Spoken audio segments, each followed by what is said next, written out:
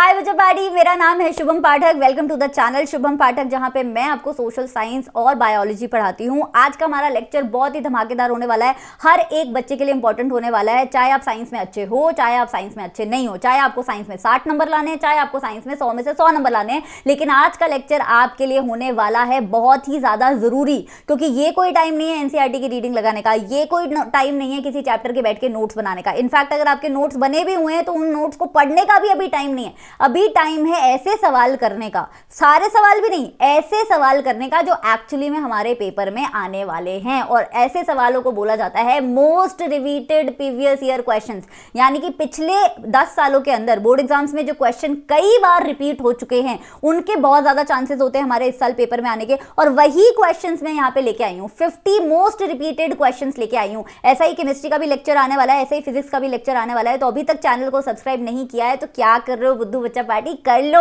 लो channel को subscribe, क्योंकि मैं यहाँ 11th 12th में भी तुम्हारा साथ देने वाली हूं। चलो पहले क्वेश्चन से स्टार्ट करते हैं। पहला क्वेश्चन बड़ा सिंपल है हमारा, 2 पार्ट्स में इसका क्वेश्चन आया है। पहला पार्ट कह रहा है कि सेक्सुअल और एसेक्सुअल मोड ऑफ रिप्रोडक्शन में क्या डिफरेंस होता है। दूसरा पार्ट बोल रहा है कि कौन सी स्पीसीज के ज्यादा चांसेस होंगे सर्वाइवल के, सेक्सुअल मोड वाली के कि एसेक्सुअल वाली के। 2018 में ये क्वेश्चन आया था बोर्ड एग्जाम के अंदर, सेट नंबर 1 में। ठीक है, तो देखो बच्चा, जब हम सेक्सुअल और एसेक्सुअल मोड ऑफ रिप्रोडक्शन का डिफरेंस पढ़ते हैं हम कई सारे पॉइंट्स पढ़ते हैं। जैसे कि सेक्सुअल मोड ऑफ रिप्रोडक्शन में 2 पेरेंट्स इन्वॉल्व होते हैं, सेक्सुअल मोड ऑफ रिप्रोडक्शन में गमीट फॉर्मेशन होती है, सेक्सुअल मोड ऑफ रिप्रोडक्शन में फर्टिलाइजेशन होता है, एसेक्सुअल रिप्रोडक्शन में बिल्कुल भी नहीं होता, सिंगल पेरेंट इन्वॉल्व होते हैं, वेरिएशंस नहीं होती है, गमीट्स इन्वॉल्व नहीं होते हैं, सेक्स सेल्स की फॉर्मेशन नहीं होती है, ये सब हम पढ़ते हैं। लेकिन जब क्वेश्चन मेन डिफरेंस पूछ रहा है बच्चा, जब मेन डिफरेंस पूछा जा रहा है तो यहां पे तुम लिखोगे कि सेक्सुअल मोड ऑफ रिप्रोडक्शन में भैया हमारे पास 2 पेरेंट्स होते हैं और इसमें जो बच्चे होते हैं वो बिल्कुल अपने पेरेंट की तरह नहीं दिखते हैं। और एसेक्सुअल मोड ऑफ रिप्रोडक्शन में हमारे पास सिंगल पेरेंट होता है और इसमें जो बच्चे हैं वो बिल्कुल अपने पेरेंट की तरह दिखते हैं। ठीक है, तो यही लिख दिया हमने, asexual reproduction involves only 1 parent, highlight करके आ जाना। साथ में जो बच्चे होते हैं एसेक्सुअल मोड ऑफ रिप्रोडक्शन में वो बिल्कुल अपने पापा के भी नहीं, मतलब अपने सिंगल पेरेंट के कॉपी होते हैं। On the other hand sexual mode of reproduction में 2 पेरेंट्स होते हैं और जो बच्चे होते हैं वो अपने पेरेंट्स से काफी डिफरेंट दिखते हैं। अब अच्छा, सेक्सुअल मोड ऑफ रिप्रोडक्शन में क्योंकि 2 पेरेंट्स हैं, जाइगोट में जो डीएनए आता है वो आधा मम्मी से आता है आधा पापा से आता है, तो उस डीएनए को हम क्या बोल सकते हैं, कॉम्बिनेशन डीएनए बोल सकते हैं ना, क्योंकि कॉम्बिनेशन से बना, वो मम्मी के डीएनए और पापा के डीएनए से मिलके बना है ना। तो सेक्सुअल मोड ऑफ रिप्रोडक्शन में डीएनए कॉपिंग का जो प्रोसेस होता है वो 2 इंडिविजुअल्स में हो रहा है। एसेक्सुअल में तो एक ही इंसान है, एक ही ऑर्गेनिज्म है, उसी की डीएनए कॉपिंग हुई और बच्चा बन गया। लेकिन हमारे सेक्सुअल मोड ऑफ रिप्रोडक्शन में क्या होता है, डीएनए कॉपिंग के बाद एक कॉम्बिनेशन डीएनए बनता है, तो वेरिएशंस के चांसेस बहुत ज्यादा होते हैं। और किसी भी स्पीसीज के सर्वाइवल को सुनिश्चित करने के लिए वेरिएशन होने बहुत जरूरी है, क्योंकि देखो एनवायरनमेंट बदलता हुआ रहता है। जब बिग बैंग थ्योरी से अर्थ बनी थी तब जो एनवायरनमेंट था, आज तो अर्थ का वो एनवायरनमेंट नहीं है। ग्लोबल वार्मिंग होती जा रही है, आज से 100 साल बाद भी जो अर्थ का एनवायरनमेंट होगा वो आज के एनवायरनमेंट से बहुत डिफरेंस होगा। तो एनवायरनमेंट में तो बहुत कुछ बदल रहा है, टेम्परेचर भी बदल रहा है, पीएच भी बदल रहा है, हवा का रुख भी बदल रहा है, बहुत कुछ बदल रहा है। अगर हमें एनवायरनमेंट के इन चेंजेस में अपनी स्पीसीज का सर्वाइवल सुनिश्चित करना है तो हमें अपनी बॉडी में एनवायरनमेंट से अडेप्ट करती हुई वेरिएशंस चाहिए। और वो वेरिएशंस क्योंकि सेक्सुअल मोड ऑफ रिप्रोडक्शन में ज्यादा होती हैं मेरे बच्चों, इसलिए सेक्सुअल मोड ऑफ रिप्रोडक्शन के स्पीसीज के ज्यादा चांसेस होते हैं सर्वाइवल के। आया ना समझ? चलो नेक्स्ट क्वेश्चन, असर्शन और रीजनिंग है। असर्शन और रीजनिंग को आप 3 स्टेप में पूरा करते हो बच्चा। पहले सब कुछ भूल भाल के आपको सिर्फ असर्शन देखना होता है और देखना होता है कि असर्शन जो लिखी है वो बात सच्ची है कि झूठी है।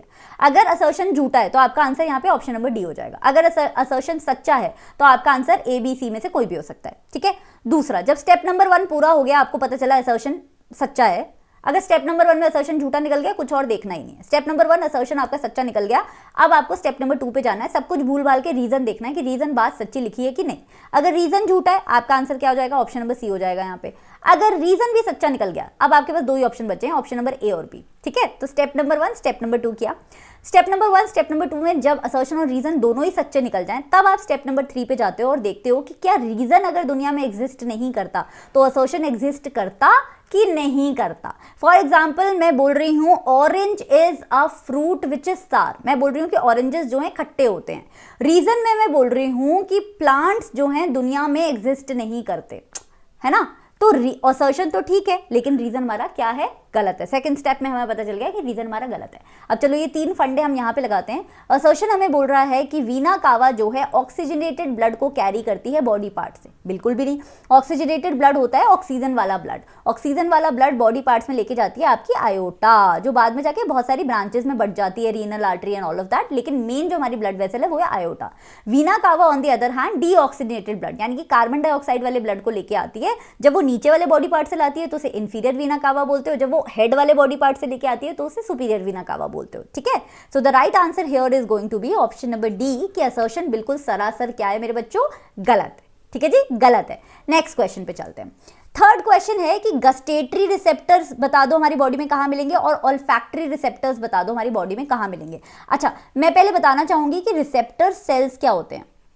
रिसेप्टर सेल्स क्या होते हैं? अच्छा, स्टिमुलस तो पता है ना तुम्हें क्या होता है। कोई भी एनवायरनमेंट में चेंज आता है, पीएच का, टेम्परेचर का, प्रेशर का, जिस भी तरीके का चेंज आया उसे तुम स्टिमुलस बोल देते हो। रिसेप्टर सेल्स वो सेल्स होते हैं बच्चा, सेल्स दैट रिसीव, जो कि रिसीव करते हैं स्टिमुलस को। तो बॉडी में हमारे जो सेंसरी ऑर्गन्स है, हमारी स्किन हो गई, हमारी टंग हो गई, हमारे ईयर्स हो गए, हमारे नोज हो गए, हमारी आईज हो गए, इन सेंसरी ऑर्गन्स में जो सेल पाए जाते हैं मोस्टली उन्हें बोला जाता है रिसेप्टर सेल्स। अब हमारी बॉडी में गस्टेटरी रिसेप्टर सेल्स कौन से होते हैं बच्चा? जो कि टेस्ट के प्रति अगर कोई बदलाव आता है, मतलब stimulus can be of any time, can be sound वाला चेंज, कैन बी पीएच वाला चेंज, कैन बी प्रेशर वाला चेंज, राइट। लेकिन जब टेस्ट में कोई बदलाव आता है तो जो बॉडी के रिसेप्टर सेल्स उन्हें परसीव करते हैं, उस स्टिमुलस को रिसीव करते हैं, उन्हें तो बोलते हो गस्टेटरी रिसेप्टर्स। टेस्ट कहाँ होता है बॉडी में? बॉडी में टेस्ट होता है तुम्हारा टंग पे। So right answer here would be tongue. अब ऑल्फैक्टरी क्या होता है बच्चा?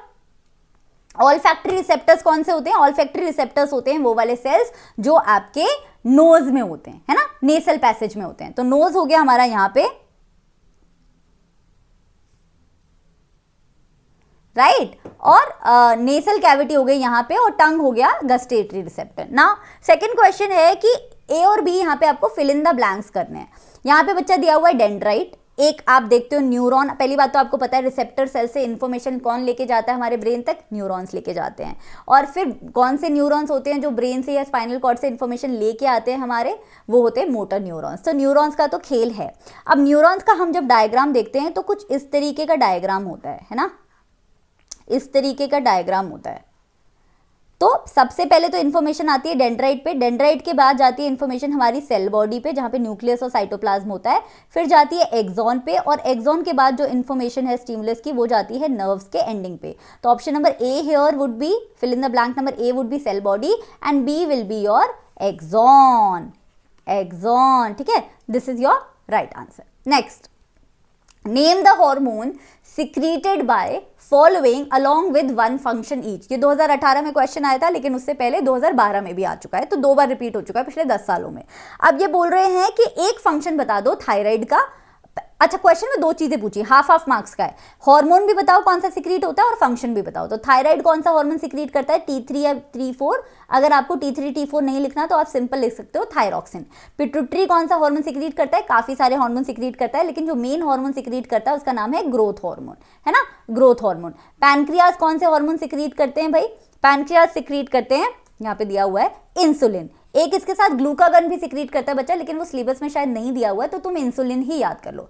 तो थायराइड जो थायरॉक्सिन सिक्रीट करता है उसका क्या फंक्शन होता है? बॉडी का मेटाबॉलिज्म। मेटाबॉलिज्म यानी कि बॉडी के अंदर जो भी मेटाबॉलिक प्रोसेसेस हो रहे हैं, जो भी बायोलॉजिकल प्रोसेसेस हो रहे हैं, वो अच्छे से नहीं होंगे, डाइजेशन वगैरह सब कुछ थोड़ा बहुत बिगड़ जाएगा अगर हमारा थायराइड ग्लैंड थायरॉक्सिन की प्रोडक्शन अच्छे से नहीं करेगा। ठीक है, तो क्वेश्चन नंबर ए पार्ट का हो गया ये आंसर। अब आते हैं पिट्यूटरी पे। पिट्यूटरी सिक्रीट करता है ग्रोथ हार्मोन। अगर बॉडी की ग्रोथ आपको ऑप्टिमम चाहिए, अगर ज्यादा ग्रोथ हार्मोन हो गया तो इंसान बहुत ही ज्यादा लंबा हो जाएगा, गिग्नाटिज्म बोलते हैं उसे, है ना। अगर बहुत ही कम पिट्यूटरी अगर सिक्रीट करेगा ग्रोथ हार्मोन तो बॉडी क्या हो जाएगी? डॉफ हो जाएगी। तो पिट्यूटरी का काम है ग्रोथ हार्मोन सिक्रीट करना। Then we have pancreas. Pancreas एक मेन हार्मोन सिक्रीट करता है जिसका नाम है इंसुलिन। इंसुलिन का काम होता है खाने के अंदर ब्लड शुगर लेवल को लो रखना। बच्चा, जब हम कोई भी खाना खाते हैं जिसमें ग्लूकोज होता है या ग्लूकोज का कोई भी फॉर्मेट होता है, फ्रक्टोज, सुक्रोज, कुछ भी, तो जब हम शुगर वाला खाना खाते हैं, और मोस्टली सारे खानों में शुगर होता है, चावल में भी शुगर होता है, कैश्यू में भी शुगर होता है, चाय में भी शुगर होता है, इनफैक्ट आपकी रोटी में भी कुछ अमाउंट ऑफ ग्लूकोज स्पाइक आता है, वीट में भी होता है। तो जब हम कोई भी खाना खाते हैं तो उसका ग्लूकोज जब बॉडी में जाता है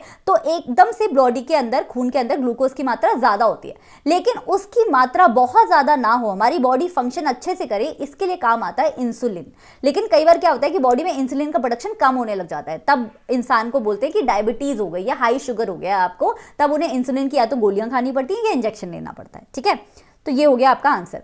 नेक्स्ट इज बच्चा मैच द फॉलोइंग। यहां पे आपको मैं हमेशा बोलती हूं जब भी पेपर में मैच द फॉलोइंग आएगा आपको पहले ऑप्शंस नहीं देखने, आपको पहले अपने ऑप्शंस खुद बनाने। तो सबसे पहले यहां मैं लिखूंगी ए, बी, सी और डी। अब खुद से मैच करूंगी। फ्लोएम का क्या काम होता है? ट्रांसलोकेशन ऑफ फूड, फूड का ट्रांसलोकेशन। तो यहां पे ए के नीचे लिख दिया मैंने 2।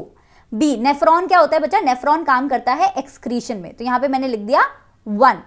वेन्स, वेन्स का क्या काम होता है? नसों का क्या काम होता है? डीऑक्सीजनेटेड ब्लड को कैरी करना, तो यहां पे मैंने लिख दिया 4। और प्लेटलेट्स का क्या काम होता है मेरे बच्चों? प्लेटलेट्स का काम होता है, ब्लड में जो पाई जाती है प्लेटलेट्स, उसका काम होता है ब्लड क्लॉटिंग कराना। अगर बॉडी पे कोई कट लग गया है तो वहां पे जाके क्लॉटिंग कराना, है ना, थ्रोम्बोसाइट्स का काम। सो the right answer here is 3rd। अब ढूंढो अपना ऑप्शन कि किसी में ये ऑप्शन लिखा हुआ है क्या? 2nd, 1st, 4th, 3rd। सो मेरे को मेरा ऑप्शन मिल गया, option number C, right, option number C. चलो next question, mention any 2 components of blood. ये भी previous year board exam question है, कई बार रिपीट हो चुका है। 2 कंपोनेंट्स बताने हैं आपको ब्लड के, तो आप बता दो आरबीसी, रेड ब्लड सेल्स, और आप बता दो प्लेटलेट्स, कोई भी 2 बता दो, anything you want. Platelets, right.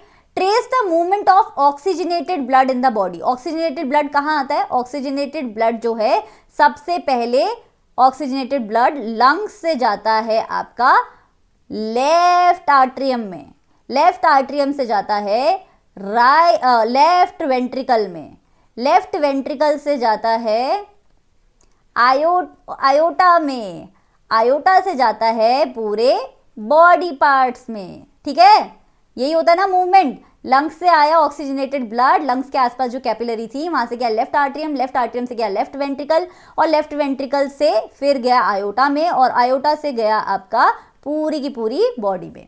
Now last question in this question is right one structural, नहीं एक और क्वेश्चन है, right the function of walls present in between atria and ventricles. Atria और वेंट्रिकल्स के बीच में जो वॉल्व होते हैं उनका क्या काम होता है बच्चा? फंक्शन होता है to prevent the back flow of blood. हम चाहते हैं कि हम जहां खून को ले जा रहे हैं वहीं खून जाए। अगर हम चाहते हैं आयोटा से खून पूरी बॉडी में जाए तो हम नहीं चाहते कि खून फिर से वापस आ जाए। No, we wanted to be very efficient. तो इसीलिए वॉल्स होते हैं आर्टरी और वेंट्रिकल्स के बीच में, to prevent the back flow of the blood, right. Then write one structural difference between the composition of artery and veins. Arteries और vein के composition में आपको कोई एक difference, हाँ आर्टरी और वेन्स में पूछा है, नॉट आर्ट्रियम एंड वेंट्रिकल्स। तो इसमें आपको मैं 2-3 बता देती हूं, आप उसमें से कोई भी लिख सकते हैं।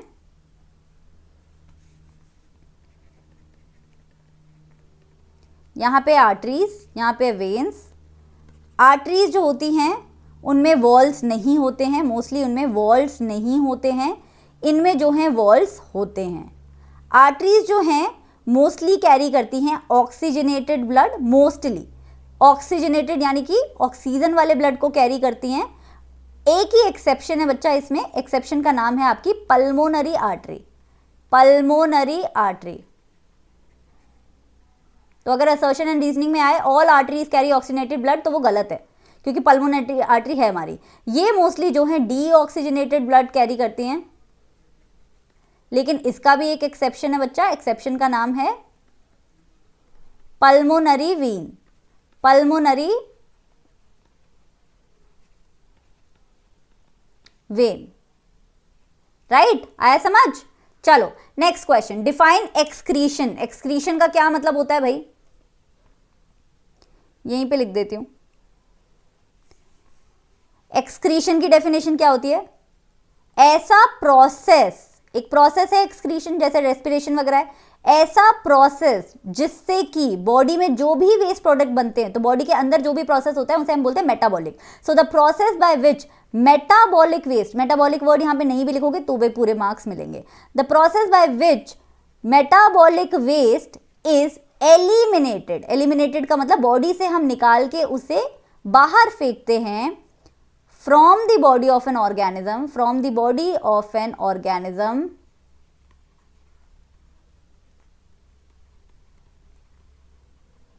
is known as excretion, right. Basic जो यूनिट होती है किडनी की, अब यहां पे पूछा है फिल्ट्रेशन यूनिट इन किडनी, अगर पूछा होता कौन सा ऑर्गन एक्सक्रीशन कराता है तो हम लिखते हैं कि किडनी कराती है, लेकिन यहां पे क्या पूछा हुआ है बच्चा कि कौन सा किडनी का पार्ट है जो बेसिक फिल्ट्रेशन यूनिट की तरह हम जिसे जानते हैं, ठीक है, बेसिक फिल्ट्रेशन यूनिट की तरह। तो यहां पे तुम लिखोगे नेफ्रॉन, पार्ट्स लिखने की जरूरत नहीं है, 1 मार्क का क्वेश्चन है। फिर ये पूछने कि एक्सक्रीटरी सिस्टम, ह्यूमन बींग्स के एक्सक्रीटरी सिस्टम में, एक्सक्रीटरी सिस्टम की बात करें, किडनी के अंदर की बात नहीं कर रहे हैं, एक्सक्रीटरी सिस्टम में आता है आपका किडनी, 2 यूरेटर, एक यूरिनरी ब्लैडर और एक यूरेथ्रा। उस एक्सक्रीटरी सिस्टम के अंदर यूरिन कहां पे बनता है, तो बच्चा यूरिन नेफ्रॉन में बनता है, लेकिन नेफ्रॉन कहां पे होते हैं, किडनी के अंदर होते हैं। तो यहां पे मैं लिख दूंगी किडनी, ठीक है, किडनी। दूसरा क्वेश्चन पूछ रहा है कि कौन सी लॉन्ग सी ट्यूब होती है जो कि यूरिन को कलेक्ट करती है, किडनी। तो किडनी से लेके यूरिन को यूरिनरी ब्लैडर तक लेके क्या चीज जाती है, यूरेटर लेके जाता है। तो यहां पे मैं लिख दूंगी यूरेटर, उस ट्यूब का नाम पूछा है। फिर कौन सा ऐसा ब्लैडर होता है जब तक यूरिन निकलता नहीं है बॉडी से तो वहां पे जो है यूरिन को स्टोर किया जाता है, उसे बोलते हो तुम urinary bladder, urinary bladder, right. So किस तरीके से बनती है किडनी,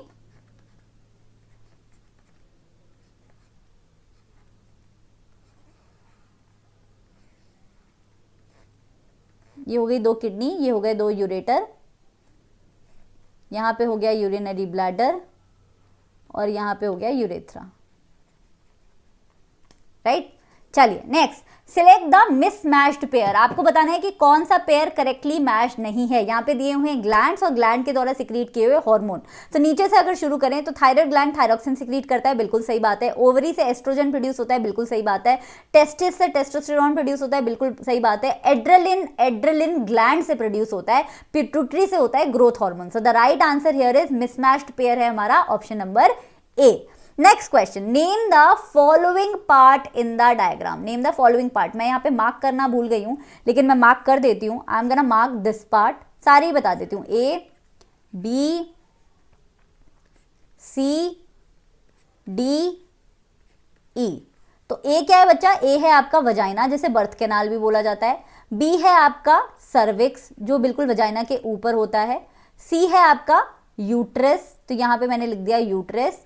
डी है आपका फेलोपियन ट्यूब जिसे ओविडक्ट भी बोला जाता है। ओविडक्ट और फेलोपियन ट्यूब एक ही बात है, जहाँ पे इंसेमिनेशन होता है, यहाँ पे आपका फर्टिलाइजेशन भी होता है बच्चा, जाइगोट बनता है यहाँ पे। और ई है आपका ओवरी, लेफ्ट ओवरी और राइट ओवरी दोनों होते हैं, तो यहाँ पे मैंने लिख दिया ovary. Next question, what is reflex arc. Reflex arc किस चीज को बोला जाता है, label the following diagram.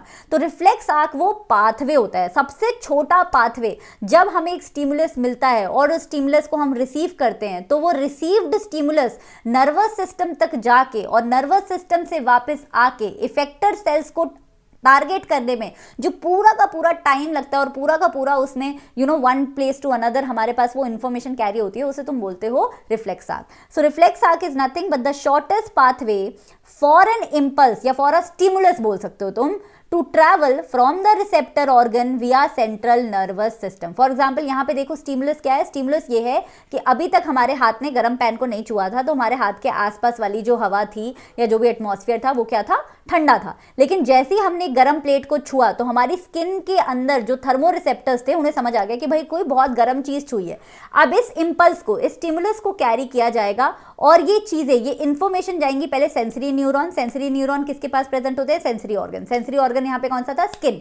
Sensory neuron लेके गए इस बात को आपके स्पाइनल कॉर्ड के पास, क्योंकि ये क्या है, एक रिफ्लेक्स एक्शन है। रिफ्लेक्स एक्शन की बातें ब्रेन तक नहीं जाती है, स्पाइनल कॉर्ड से वापस आ जाती हैं। स्पाइनल कॉर्ड ने बोला भाई बुद्धू हाथ हटाओ वरना हाथ जल जाएगा, राइट। स्पाइनल कॉर्ड ने ये बात पहुंचाई मोटर न्यूरॉन को, मोटर न्यूरॉन ये बात लेके गए हमारे इफेक्टर सेल्स। कौन से इफेक्टर सेल्स, हमारी बॉडी के मसल सेल्स, जो हाथ की मसल्स थी कि भाई कॉन्ट्रैक्ट कर लो, यानी कि हाथ पीछे कर लो। सो यहाँ पे हमने रिफ्लेक्स एक्ट को बनाया बच्चा, तो यहाँ पे ए होगा आपका sensory neuron,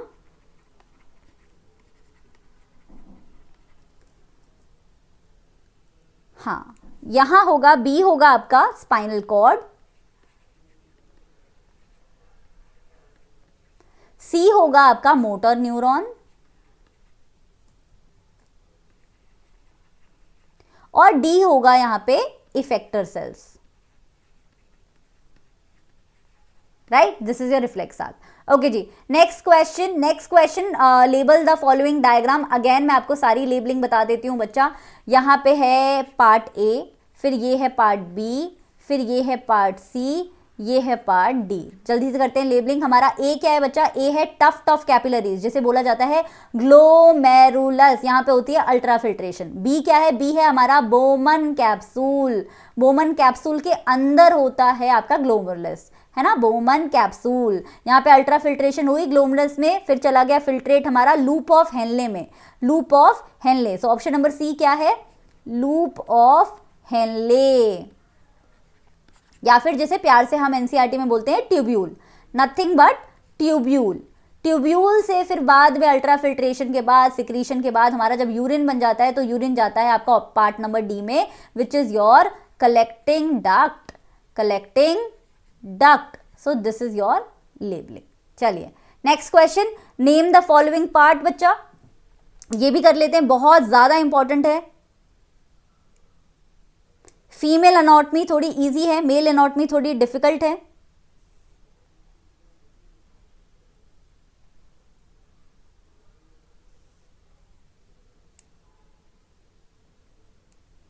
right, this is your penis बच्चा, this is your scrotum, this is your testicles. यहां पे जो लगा हुआ है वो एपिडिडमिस है, एपिडिडमिस आपके सिलेबस में बहुत ज्यादा है नहीं। This is your vas deference,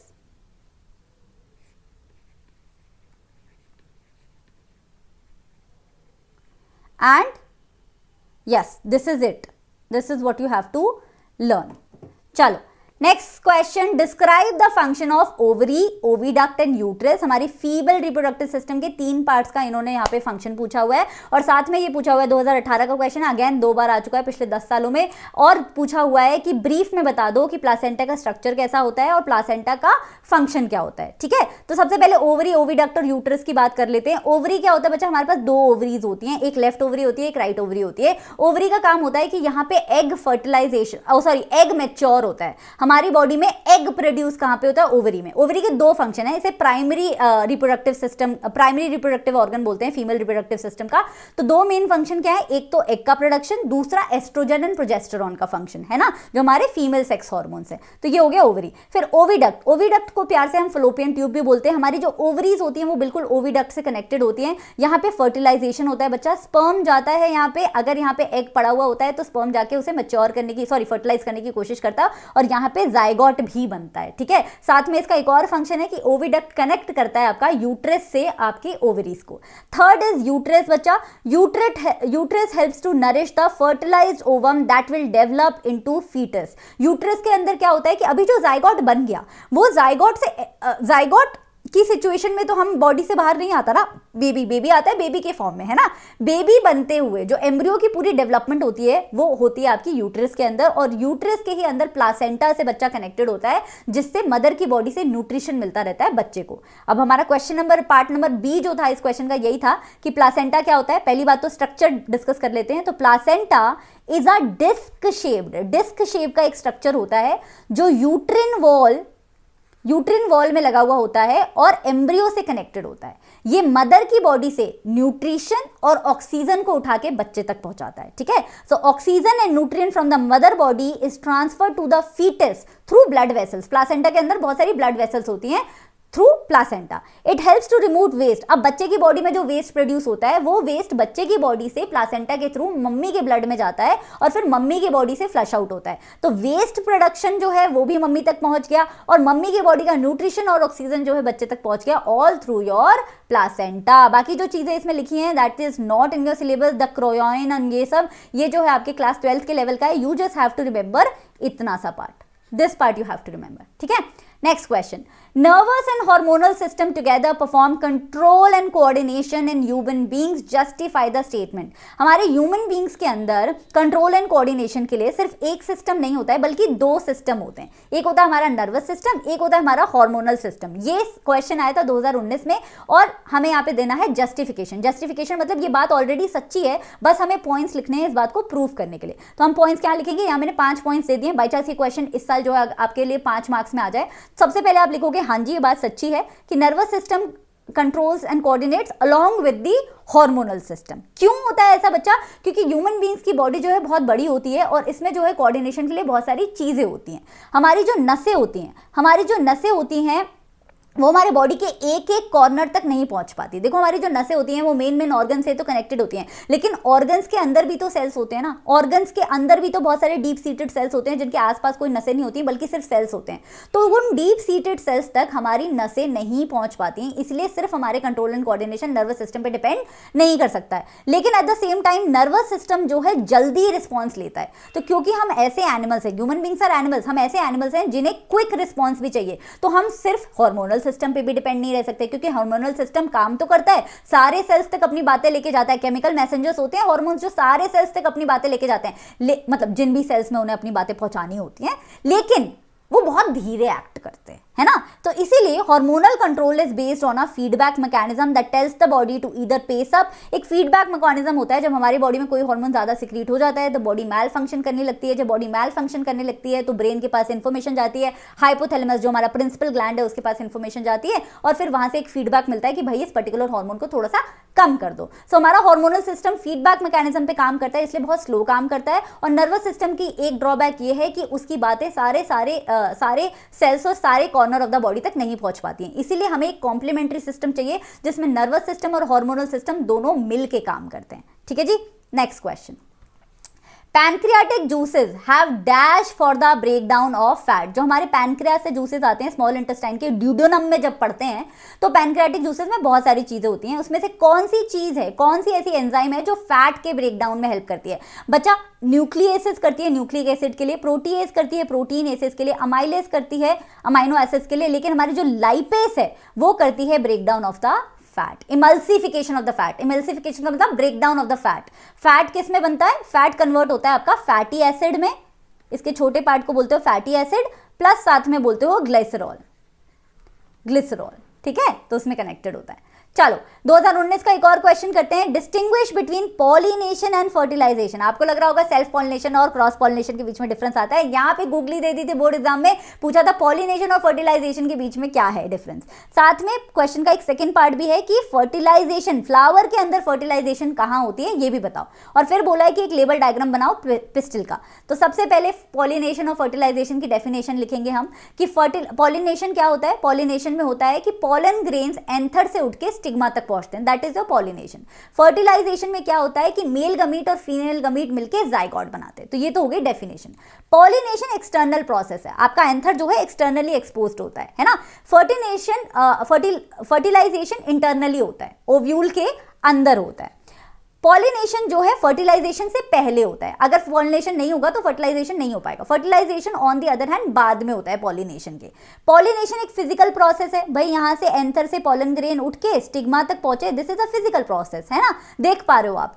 fertilisation जो है केमिकल प्रोसेस होता है, मेल गमीट और फीमेल गमीट मिलकर जाइगोट बनाते हैं, it is a chemical process. तो यहाँ पे मैंने आपको बहुत सारे, सबसे पहले आपको यहाँ पे डिफरेंस लिखने में डेफिनेशन लिखनी है पॉलिनेशन और फर्टिलाइजेशन की, फिर आपको ये ऊपर के 3 पॉइंट्स याद करने हैं बच्चा। बाकी पॉइंट्स बहुत ज़्यादा वैलिड नहीं है, लेकिन ये जो पहले 3 पॉइंट है ये बहुत ही ज़्यादा वैलिड है, ठीक है। Next question, the site of fertilisation is the ovary. Ovary बोलो, ओव्यूल बोलो, ये भी बोल सकते हो। ओव्यूल के भी नंबर मिल जाएंगे, ओवरी के भी मिल जाएंगे, क्योंकि ओवरी के अंदर ही ओव्यूल होता है जहां पे फर्टिलाइजेशन होता है। बाद में आपको पिस्टल बनाने को बोला था बच्चा, पिस्टल का मतलब कार्पल। तो कार्पल या पिस्टल के 3 पार्ट्स होते हैं। पहला होता है ऊपर एक चिपकू गद्दा जहां पे पॉलन ग्रेन आके बैठ जाता है, उसके नीचे होती है एक लंबी सी पाइप जिसे बोला जाता है स्टाइल, और नीचे होता है एक मोटा सा हिस्सा जिसे बोला जाता है ovary. So this is your ovary, this is your stigma, चिपकू गद्दा जहां पे एंथर का पॉलन ग्रेन उठ के आता है, और दिस इज योर जहां पे पॉलन ट्यूब बनती है जिसे तुम बोलते हो स्टाइल, और ओवरी के अंदर साथ में होता है तुम्हारा ovule. So this is your ovule. ठीक है जी, यहां पे होता है अंदर आपका double fertilisation. Next question, The diagram represents a part of human circulatory system where is the blood pressure highest। आप बताओ ब्लड का प्रेशर हाईएस्ट कहाँ होगा। पहली बात, ब्लड प्रेशर क्या होता है? ब्लड वेसल से जब खून बहता है तो ब्लड की वॉल्स पे क्या प्रेशर एक्सर्ट करता है, उसे तुम बोलते हो ब्लड प्रेशर। अब क्या होता है ना कि बच्चा जब राइट वेंट्रिकल से, राइट वेंट्रिकल नहीं, लेफ्ट वेंट्रिकल, जब लेफ्ट वेंट्रिकल से खून बाहर निकलता है तो खून जाता है, ऑक्सीजनेटेड खून जाता है आयोटा के अंदर, आयोटा के अंदर, और उसी आयोटा के अंदर हमें सबसे ज्यादा ब्लड प्रेशर की जरूरत होती है, क्योंकि इस खून को हम नहीं चाहते कि सिर्फ वो किडनी तक पहुंचे, हम चाहते हैं कि बॉडी के एक एक पार्ट तक वो खून पहुंचे, राइट। सो लेफ्ट वेंट्रिकल को जब खून छोड़ता है तो वो सबसे ज्यादा प्रेशर में होता है। तो right answer here would be option number B, highest blood pressure होता है आपका आयोटा के अंदर। नेक्स्ट क्वेश्चन, जो ग्रीन प्लांट्स हैं, टेरेस्ट्रियल इकोसिस्टम के जो ग्रीन प्लांट है, टेरेस्ट्रियल मतलब लैंड पे रहने वाले जो ग्रीन प्लांट हैं, सनलाइट पड़ती है, sunlight is the source of all life on earth, sunlight पड़ी, उस सनलाइट में से कितने परसेंट एनर्जी जो है, 10% एनर्जी लॉ में दिया हुआ है ये बात है, उसमें से कितने परसेंट एनर्जी जो है प्लांट्स यूटिलाइज करते हैं आगे अपनी फूड चेन में एनर्जी देने के लिए। तो बच्चा the answer to this is 1%। जब एक बार फूड चेन में एनर्जी आ गई, मान लो सिंपल सी फूड चेन बनाते हैं, ग्रास, डियर और आपके बाद उसके बाद लायन, ठीक है, तब जरूर 10% एनर्जी ट्रांसफर होती है, बाकी सारी एनर्जी जो है इधर उधर डिसिपेट हो जाती है। लेकिन सनलाइट से आती हुई एनर्जी का सिर्फ 1% हिस्सा जो हमारे ऑटोट्रॉफ्स होते हैं, जो प्राइमरी प्रोड्यूसर्स होते हैं, वो यूटिलाइज करते हैं। इस बात को याद रखना, बोर्ड एग्जाम में आया हुआ है, बच्चे कंफ्यूज होकर इसमें भी 10% लिख के आ जाते हैं। ठीक है जी, next question, in the experiment, बहुत ही डिफिकल्ट क्वेश्चन है, 2019 में आया था कि जब हम एक टेम्परेरी माउंट बनाते हैं, तुमने बायो के प्रैक्टिकल्स में किया होगा, टेम्परेरी माउंट बनाया होगा लीफ के पील का, और स्टोमेटा को माइक्रोस्कोप के नीचे देखा होगा, तब हम 2 चीजें ऐड करते हैं, हम एक ग्लिसरीन ऐड करते हैं और हम सैफ्रनिन ऐड करते हैं। और एक्चुअली पहले सैफ्रनिन ऐड किया जाता है और फिर ग्लिसरीन ऐड किया जाता है। तो इन दोनों के क्या फंक्शन है बच्चा? सैफ्रनिन मोस्टली यूज किया जाता है स्टेनिंग के लिए, और आपका जो ग्लिसरीन है वो यूज किया जाता है माउंटिंग के लिए। ठीक है, मैंने यहाँ पे एक्सप्लेन भी कर दिया है कि सैफ्रनिन को पहले हम ऐड इसलिए करते हैं क्योंकि हम तो क्या है कि पत्ती की एक पील ले रहे हैं, उसमें जो हम सेल्स देखेंगे वो सारे के सारे क्या दिखेंगे? कलरलेस दिखेंगे। लेकिन अगर हम चाहते हैं कि माइक्रोस्कोप के नीचे पत्ती के उस लीफ के पील के पार्ट्स हमें अच्छे से विजिबल हों, तो हमें उसे स्टेनिंग करनी पड़ेगी, रंग लगाना पड़ेगा। तो वो रंग लगाने की प्रक्रिया को स्टेनिंग बोलते हैं। और कौन सा रंग यूज किया जाता है? सैफ्रनिन नाम का केमिकल यूज किया जाता है। सैफ्रनिन यूज करने के बाद थोड़ा सा ग्लिसरीन डाला जाता है, क्योंकि ग्लिसरीन एक डिहाइड्रेटिंग एजेंट होता है। उससे क्या होता है कि जो हमारी पत्ती होती है, जो हमने लीफ का पील लिया, वो ड्राई नहीं होती है, वो मॉइस्ट रहती है। वो बिल्कुल ड्राई हो जाएगी तो हमें दिखेगा कुछ नहीं, हमें जो साइटोप्लाज्म वगैरह है सेल के बीच का वो सब नहीं दिखेगा माइक्रोस्कोप के नीचे। तो ग्लिसरीन डाला जाता है एज अ डिहाइड्रेटिंग एजेंट, ताकि स्पेसिमेन, जो भी हमारा स्पेसिमेन, और इस केस में स्पेसिमेन क्या है? हमारी पतली सी झिल्ली, पतली सी layer of our leaf peel, वो ड्राई ना हो। तो सैफ्रनिन ऐड किया स्टेनिंग के लिए, ग्लिसरीन ऐड किया as a dehydrating agent. Very very important board exam का क्वेश्चन। नेक्स्ट क्वेश्चन 2020 में आया था,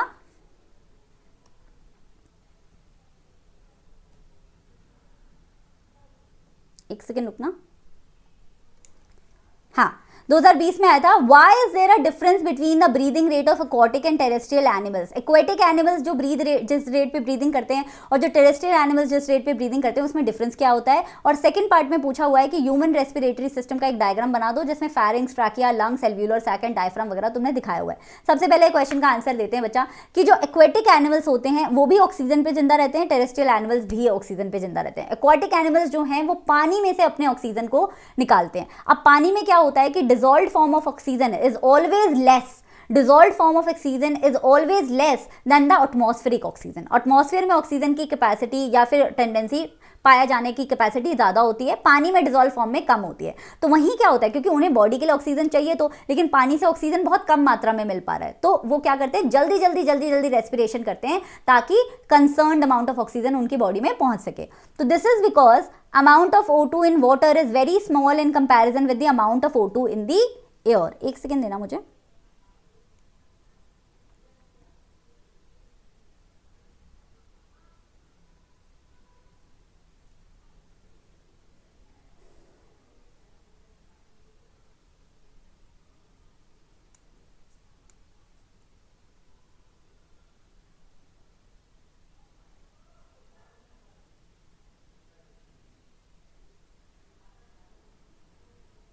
हाँ, this is because the amount of O2 in water is very small in comparison to the amount of O2 in air. As a result, aquatic organisms जो होते हैं उन्हें जल्दी जल्दी ब्रीथ करना पड़ता है। अब दूसरा क्वेश्चन क्या था, लंग्स का डायग्राम बनाना है। लंग्स में ये जो ऊपर तुम्हें एक एप्पल टाइप का ऑर्गन दिख रहा है, ऑर्गन भी नहीं, पार्ट दिख रहा है, that is known as your larynx. Larynx के नीचे ये है ट्रैकिया। ट्रैकिया पे बनाई हुई है रिंग ऑफ कार्टिलेज बच्चा। फिर बना हुआ है लेफ्ट लंग और राइट लंग। लंग के अंदर क्योंकि एल्वियोलर सैक दिखाना था, तो यहाँ पे एल्वियोलाई बोलो या एल्वियोलर सैक बोलो, एक ही बात है। और किसकी ब्रांचेस होते हैं एल्वियोलर सैक, ब्रोंकियोल की ब्रांचेस होते हैं, और जो ये मेन ब्रांच होती है उसे ब्रोंकस बोलते हो। तो ब्रोंकस वगैरह तो दिखाने को बोला नहीं था, डायफ्राम बोला था, तो डायफ्राम तुम्हें यहाँ नीचे दिखाना होगा, ये रहा तुम्हारा डायाफ्राम। ठीक है जी। Next question, a cross between TT pure breed plants की बात हो रही है, होमोजाइगस सिचुएशन के प्लांट्स की बात हो रही है। एक है आपका डबल टी बड़ा वाला और एक है डबल टी छोटा वाला, है ना। इन दो प्रोजेनी को अगर तुम क्रॉस करोगे तो जो तुम्हारी प्रोजेनी आएगी, मतलब जो बच्चे आएंगे वो सारे के सारे लंबे आएंगे। ऐसा क्यों, चलो पुन्नेट स्क्वायर बना लेते हैं। यहाँ पे एक प्योर ब्रीड टॉल प्लांट है, इसके सारे गमीट्स कैसे दिखेंगे, 50% गमीट ऐसे दिखेंगे, 50% गमीट ऐसे दिखेंगे, तो सारे गमीट सेम ही दिख रहे हैं। अब ये शॉर्ट प्लांट है, यहाँ पे मियोसिस होगी, सारे के सारे गमीट्स कैसे दिखेंगे, छोटा टी छोटा टी। पुन्नेट स्क्वायर बनाओ, एक प्लांट बनाया तुमने, एक साइड पे लिख दिया बड़ा टी, एक साइड पे लिख दिया छोटा टी। अब क्या हुआ, सारे के सारे जो बच्चे बने उनमें जेनेटिक लेवल पे ये जेनेटिक मेकअप था, उनका जीनोटाइप ये था। जीनोटाइप तो ये था, लेकिन देखे जब हमने उनका फिनोटाइप देखा तो वो सारे के सारे क्या थे, टॉल। ऐसा क्यों हुआ बच्चा, ऐसा इसलिए हुआ कि टॉलनेस एक रिसेसिव ट्रेट है, बिल्कुल भी नहीं। टॉलनेस रिसेसिव होता है तो बच्चे जो है टॉल नहीं होते। डॉफनेस रिसेसिव ट्रेट है, बिल्कुल सही बात है। टॉलनेस डोमिनेंट ट्रेट है, बिल्कुल सही बात है। So the right answer would be option number B and C, right. Next question, alveoli क्या होता है और एल्वियोलाई क्या फंक्शन परफॉर्म करते हैं। तो एल्वियोलाई बच्चा कुछ भी नहीं होते, छोटे पाउच लाइक चीजें होती हैं जो ब्रोंकियोल के एंड में लगी हुई होती हैं। हमारे लंग्स के अंदर ब्रोंकियस होते हैं, ब्रोंकस बाद में जाके ब्रोंकियोल में डिवाइड होते हैं। ब्रोंकियोल के एंड पे गुब्बारे की तरह लटके हुए होते हैं pouch like structure, that are known as alveoli. Alveoli की जो आसपास की वॉल होती है वो बहुत ही पतली होती है और एल्वियोलाई के आसपास बहुत सारी ब्लड कैपिलरीज होती हैं, राइट। अब एल्वियोलाई के अंदर हमारी हवा आती है और हवा मतलब कि जो हम बाहर से हवा लेते हैं वो हवा आती है, उसमें से जो ऑक्सीजन है वो एल्वियोलाई के थ्रू, डिफ्यूजन के थ्रू, क्योंकि उसकी पतली सी एकदम लेयर होती है, एल्वियोलाई बहुत पतली होती है, तो डिफ्यूजन बहुत अच्छे से हो जाता है और डिफ्यूजन के थ्रू वो जो ऑक्सीजन है ब्लड कैपिलरीज में चला जाता है और उसी को हम बोलते हैं ऑक्सीजनेटेड ब्लड। तो एक्सचेंज ऑफ गैसेस जो हैं वो हमारे एल्वियोलाई में होते हैं और क्योंकि इनका साइज इतना छोटा छोटा होता है बच्चा, ये जो है सरफेस एरिया भी बढ़ाते हैं। हमारे लंग्स हैं तो वैसे बहुत छोटे से, लेकिन क्योंकि उनके अंदर मिलियंस ऑफ एल्वियोलाई होते हैं तो वो उनका जब गुब्बारे की तरह फूलते हैं तो वो सरफेस एरिया बहुत ज़्यादा बढ़ाते हैं और जितना ज़्यादा सरफेस एरिया होता है डिफ्यूजन होने में उतनी आसानी होती है। Next, what is law of dominance and why are traits acquired during a lifetime of an individual not inherited। 2020 में क्वेश्चन आया था, दो पार्ट्स हैं इसके। पहला वाला बहुत इजी है, लॉ ऑफ डोमिनेशन लिखना है आपको। लॉ ऑफ डोमिनेंस बोलो, डोमिनेशन बोलो, एक ही बात है। मेंडल का पहला लॉ था 3 लॉ में से, ठीक है। दूसरा है कि क्वेश्चन पूछ रहा है कि जो हम जीवन भर जो बातें सीखते हैं, जो ट्रेट्स हम एक्वायर करते हैं, वो ट्रेट्स हमारे बच्चों तक क्यों नहीं पहुंच पाते। पहले क्वेश्चन का आंसर दोगे तुम इस तरीके से, 2 मार्क्स में आएगा तो 2 ही पॉइंट लिख देना। पहली बात तो ये है कि लॉ ऑफ डोमिनेंस किसने दिया था, आपका मेंडल ने दिया था। इस बात को नहीं भी लिखोगे चलेगा। दूसरा पॉइंट है कि लॉ ऑफ डोमिनेंस ये कहता है कि जब प्योर ब्रीडिंग कॉन्ट्रास्टिंग ट्रेट्स को ब्रीड किया जाता है, जब कॉन्ट्रास्टिंग मतलब कि मान लो ट्रेट हो गया लंबाई का, लंबाई में एक प्लांट था जो प्योरली लंबा था, डबल टी बड़ा वाला प्योरली लंबा था, और एक प्लांट था जो प्योरली छोटा था, प्योर ब्रीड यानी कि होमोजाइगस सिचुएशन के 2 प्लांट लिए कंट्रास्टिंग ट्रेट वाले, एक बहुत लंबा एक छोटा।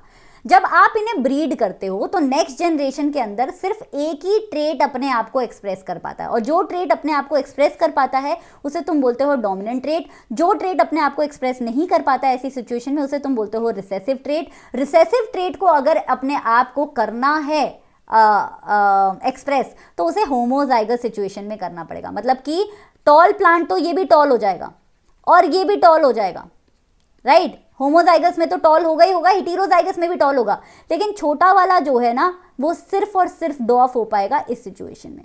इस सिचुएशन में जो है वो नहीं हो पाएगा, वो टॉल ही रहेगा। तो ओनली होमोजाइगस कंडीशन में एक रिसेसिव ट्रेट अपने आप को एक्सप्रेस कर पाता है। आया ना समझ। दूसरा क्वेश्चन का आंसर, जो ट्रेट्स हम जीवन भर एक्वायर करते हैं बच्चा, वो हमारे एनवायरमेंट की वजह से होते हैं। मान लो आपके गांव में कोई नदी है तो आप क्या करते हो, धीरे धीरे स्विमिंग करना सीख लेते हो, है ना। आप पढ़ना लिखना सीख लेते हो, आप सोचने की शक्ति डेवलप कर लेते हो, आप सिचुएशन को जज करना सीख लेते हो। अब आप बहुत समझदार हो इसका मतलब ये नहीं कि आपके बच्चे भी समझदार हो गए, बच्चे बुद्धू भी हो सकते हैं भाई। क्यों? क्योंकि आपने अपने एनवायरनमेंट से अडेप्ट करने के लिए अपने अंदर जो ट्रेट्स हासिल किए हैं, उन ट्रेट्स की वजह से आपके जेनेटिक लेवल पे आपके सेल्स के अंदर जो डीएनए प्रेजेंट है उनमें कोई बदलाव नहीं आया। और बच्चे कैसे बनते हैं बच्चा? बच्चे बनते हैं कॉम्बिनेशन ऑफ डीएनए से। आधा डीएनए आता है मम्मी से, आधा डीएनए आता है पापा से। तो ऐसा कोई भी ट्रेट जो आपके डीएनए में चेंज नहीं कर रहा है वो एक जनरेशन से दूसरी जनरेशन पास ऑन नहीं होगा। और हम जो ये एक्वायर्ड ट्रेट्स करते हैं जैसे कि learning, thinking, dancing, singing, swimming, ये सारे जो ट्रेट्स होते हैं हमारे डीएनए लेवल पे चेंजेस लाके नहीं देते हैं। आया ना समझ। Next question, label the parts respectively. यहाँ पे सीड के अंदर की बातें चल रही हैं, अब तुम्हें यहाँ पे लेबल करना है। जो यहाँ पे ऑप्शन नंबर 1 दे रखा है, दिस इज योर प्लूम्यूल बच्चा। प्लूम्यूल जो आगे जाके क्या बनाएगा, प्लूम्यूल बाद में जाके शूट बनाएगा, है ना। जो यहाँ पे 2 लिख रखा है वो है कॉटिलिडन। यहाँ पे डाई कॉटिलिडन सीड बताया हुआ है, यानी कि ऐसा सीड जिसके अंदर 2 कॉटिलिडन होते हैं। चना देखा है ना तुमने, चना इस तरह का दिखता है, चना के अंदर फोड़ोगे तो कुछ इस तरीके के 2 कॉटिलिडन होते हैं। ऑन द अदर हैंड मक्का देखा है तुमने, मेज देखा है, मेज के अंदर एक ही कॉटिलिडन होता है। तो एक कॉटिलिडन है तो मोनोकॉटिलिडन, 2 कॉटिलिडन है तो डाई कॉटिलिडन। यहाँ पे तुम्हें डाई कॉटिलिडन दिखाया, कॉटिलिडन नंबर 1, कॉटिलिडन नंबर 2, ठीक है। ग्राम का सीड दिखाया, ग्राम मतलब चने का बीज दिखाया। और नीचे जो है, नीचे वाले को बोलते हो तुम रेडिकल। रेडिकल से बाद में जाके क्या बनता है, रूट बनता है। तो जब सीड जर्मिनेट करता है तो प्लूम्यूल से शूट बनता है, रेडिकल से क्या बनता है, रूट बनता है। तो राइट आंसर मेरे बच्चों यहाँ पे क्या होगा, plumule, cotyledon and radicle. So right answer is this, option number C. Next, what is variation? Variation क्या होता है? कोई 2 कारण बताओ जिसकी वजह से पॉपुलेशन में वेरिएशन आता है। तो वेरिएशन बच्चा ऐसा कोई भी चेंज, ऐसा कोई भी difference in the characteristics of an individual in a population is known as variation. मतलब कि ऐसा कोई भी डिफरेंस जो फ्यूचर जनरेशन में यानी कि ऑफस्प्रिंग्स में है, बच्चों में है, जो पेरेंट में नहीं था, उसको आप क्या बोलते हो, बदलाव बोलते हो या वेरिएशन बोलते हो। अब वेरिएशन क्यों आता है? वेरिएशन इसलिए आता है बच्चा क्योंकि जो प्रोसेस होता है रिप्रोडक्शन का, चाहे एसेक्सुअल हो चाहे सेक्सुअल हो, दोनों में क्या होती है, डीएनए कॉपिंग होती है। अब डीएनए कॉपिंग का प्रोसेस बिल्कुल परफेक्ट नहीं होता, बोलते हैं ना नकल के लिए भी अकल चाहिए। तो डीएनए कॉपी तो हो रहा है, और सेक्सुअल मोड ऑफ रिप्रोडक्शन में तो 2 बार कॉपी हो रहा है, मम्मी में भी पापा में भी, लेकिन डीएनए कॉपिंग ना बहुत परफेक्ट तरीके से नहीं हो रहा है। और जब परफेक्ट तरीके से कोई चीज नहीं होती तो थोड़ा बहुत जो है इधर उधर कुछ ना कुछ हो जाता है, और उसी कुछ ना कुछ थोड़ा बहुत चेंजेस को हम वेरिएशन बोलते हैं। तो वेरिएशन इसलिए आते हैं क्योंकि रिप्रोडक्शन के टाइम पे रिकम्बिनेशन ऑफ डीएनए होता है, specially in sexual mode of reproduction, और म्यूटेशन भी होती है। एनवायरमेंट की वजह से, किसी केमिकल की वजह से बहुत सारी म्यूटेशन हो जाती है जीन्स के अंदर, डीएनए की कॉपिंग बिल्कुल परफेक्ट नहीं होती है। दूसरा पॉइंट है एनवायरमेंटल कंडीशंस। कई बार क्या होता है कि मान लो एक बैक्टीरिया है, बैक्टीरिया के आसपास जो है पीएच जो है चेंज हो गया, बढ़ गया पीएच, तो उस पॉपुलेशन में क्या होगा कि धीरे धीरे बैक्टीरिया एनवायरमेंट से अडेप्ट करने के लिए अपने जेनेटिक लेवल पे ऐसे चेंजेस को डेवलप कर लेगा ताकि वो उस बदले हुए पीएच में भी सर्वाइव कर पाए। तो कभी कभी वेरिएशन एनवायरमेंट की वजह से आते हैं, कभी कभी कॉम्बिनेशन ऑफ डीएनए की वजह से आती है, कभी कभी डीएनए कॉपिंग में घपले की वजह से आती है, कभी किसी म्यूटेशन की वजह से आती है। डिटेल में ये आप क्लास 11th या 12th लेवल पे पढ़ते हो, अभी के लिए बस इतना याद कर लो। नेक्स्ट क्वेश्चन है, और में दिया हुआ है क्वेश्चन है बच्चा कि in a cross between violet flowered plant, ऐसा प्लांट जो कि वायलेट रंग यानी कि बैगनी रंग के फूल दे रहा है, and white flowered plant, state the characteristics of the plant obtained in the F1 generation. तो मैं यहीं पे इसका आंसर करवा देती हूँ, रुको। Answer number B. ये पीडीएफ आपको मिल जाएगी डिस्क्रिप्शन बॉक्स में, ले लेना, ठीक है जी।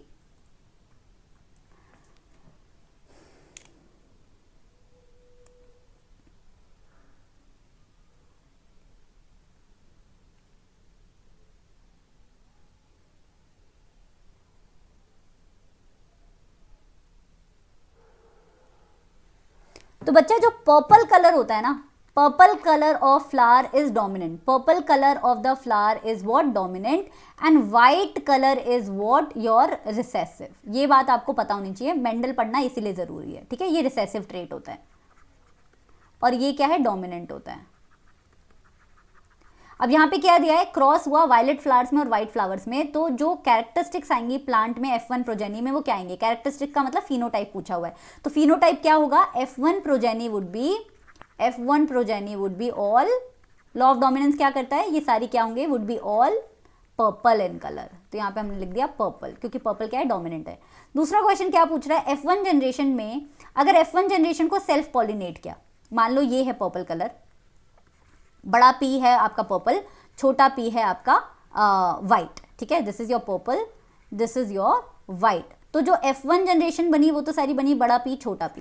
अगर इसी को मैं क्या करूं कि इसको सेल्फ पॉलिनेट करूं, मतलब इसी प्लांट को इसी तरीके के प्लांट के साथ पॉलिनेट करूं, तो क्या होगा, बड़ा P छोटा P, बड़ा P छोटा P, पुन्नेट स्क्वायर बनाया,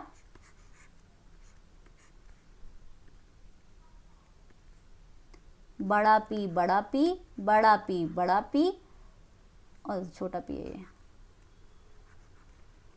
बड़ा P छोटा P, छोटा P छोटा P, है ना। So what would be observed in the plants of the F2 progeny, तो F2 प्रोजेनी कैसी आएगी बच्चा, F2 प्रोजेनी आएगी कि प्लांट होंगे 1:3, 1:3, यानी कि एक प्लांट होगा जो आपका व्हाइट निकल जाएगा। कौन सा होगा बच्चा, लॉ ऑफ डोमिनेशन क्या कहता है कि रिसेसिव ट्रेट अपने आप को होमोजाइगस सिचुएशन में ही कर पाएगा एक्सप्रेस, तो ये वाला प्लांट जो है वो व्हाइट फ्लावर होगा और 3 प्लांट्स हमारे जो होंगे वो होंगे आपके वायलेट फ्लावर के,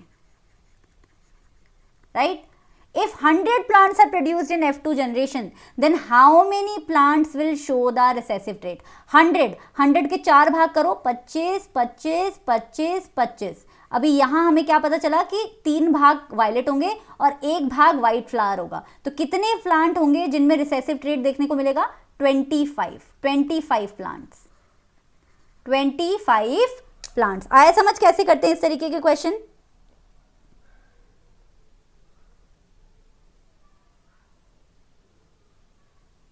एनी डाउट इन दिस, आप मुझे कमेंट्स में लिख देना।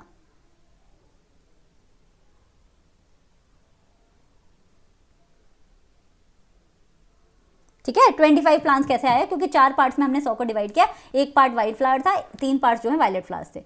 चलिए नेक्स्ट क्वेश्चन है हमारा मोस्ट रिपीटेड PYQs। बच्चा सेशन अच्छा लग रहा हो चैनल को सब्सक्राइब जरूर करना ना, like I said 11th 12th में भी यहीं रहूंगी और SST के लिए तो बहुत अच्छी वीडियोस लेके आ रही हूँ। एनीवे, ग्लाइकोलिसिस आपका एनारोबिक रेस्पिरेशन और एरोबिक रेस्पिरेशन दोनों में होता है। क्या होता है बच्चा कि जो एरोबिक या एनारोबिक रेस्पिरेशन में क्या होता है, ग्लूकोज से हमारी एनर्जी बनती है ना, तो सबसे पहले ग्लूकोज से बनता है बच्चा पायरुवेट, ग्लूकोज से पायरुवेट बनेगा ही बनेगा। पायरुवेट क्या होता है, 3 कार्बन मॉलिक्यूल होता है। अब पायरुवेट से आगे क्या बनेगा, इट डिपेंड्स अपॉन कि ऑक्सीजन है तो कितनी है, कम है, ज्यादा है, ऑल ऑफ दैट, एरोबिक है कि एनारोबिक है उस पर डिपेंड करेगा। लेकिन ये जो ग्लूकोज से पायरुवेट बनने वाला सफर है ये कॉमन होता है, एरोबिक एनारोबिक दोनों में होता है, इसको आप बोलते हो ग्लाइकोलिसिस। और ये जो प्रोसेस है सेल के साइटोप्लाज्म में होता है, नो मैटर एरोबिक स्पीसीज है कि एनारोबिक स्पीसीज है। तो right answer will always be cytoplasm, चाहे यहाँ पे एरोबिक क्यों ना लिखा होता, ठीक है।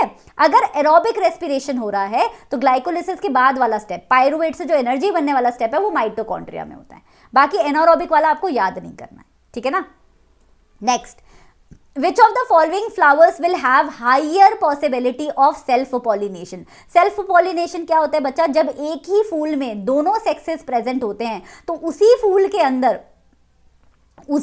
अंदर एंथर से पॉलन ग्रेन उठ के उसी फूल के स्टिग्मा पे चला जाता है, that is known as self pollination. अब सेल्फ पॉलिनेशन उन पौधों में होगा जिसमें क्या होंगे, बायसेक्सुअल फ्लावर्स होंगे बच्चा, बायसेक्सुअल फ्लावर्स। और बायसेक्सुअल फ्लावर यहाँ पे कहाँ दिख रहा है, यहाँ पे दिख रहा है हिबिस्कस और मस्टर्ड के अंदर। ये दोनों एग्जाम्पल बायसेक्सुअल फ्लावर में आप पढ़ते हो। अगर इसमें सिर्फ हिबिस्कस लिख के आते आधा नंबर मिलता, 1 नंबर नहीं मिलता, इसमें आपको दोनों लिखने थे, mustard and hibiscus. On the other hand papaya और वाटरमेलन के क्या होते हैं, यूनिसेक्सुअल फ्लावर्स होते हैं। एक फूल में या तो फीमेल रिप्रोडक्टिव पार्ट होगा या मेल रिप्रोडक्टिव पार्ट होगा, तो उसमें सेल्फ पॉलिनेशन नहीं हो पाता, उसमें सिर्फ क्रॉस पॉलिनेशन हो पाता है। Now list the 2 reproductive part of a bisexual flower. Bisexual flower में क्या प्रेजेंट होता है, एक तो आपका प्रेजेंट होता है पिस्टिल और दूसरा प्रेजेंट होता है आपका मेल रिप्रोडक्टिव पार्ट। तो एंड्रोशियम और जाइनोशियम लिखा है आपने, यहां पे तुम पिस्टिल और एंथर एंड स्टेमन भी लिख सकते थे। एक सेकेंड रुको,